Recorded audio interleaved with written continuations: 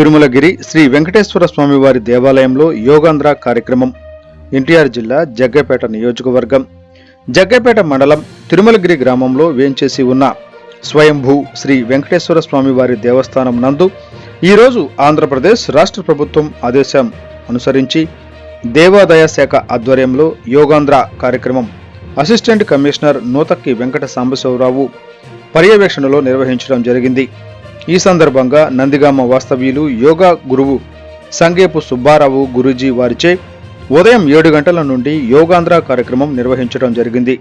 ఈ కార్యక్రమంలో తిరుమలగిరి చైర్మన్ కొమరగిరి భరద్వాజ్, మాజీ చైర్మన్ దర్శి విజయ నరసింహారావు మరియు ఆలయ సిబ్బంది, భక్తులు మరియు గ్రామస్తులు పాల్గొన్నారు.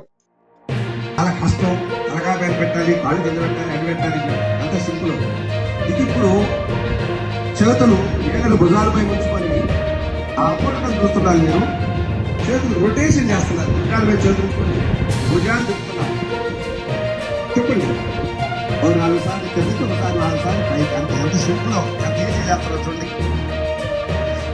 చాలా మందికి ప్రొడ్యూస్ షోల్డర్స్ ఉండి భుజాలు పట్టుకోండి, అది తగ్గడం కోసం. రివర్స్ కూడా చెప్పండి.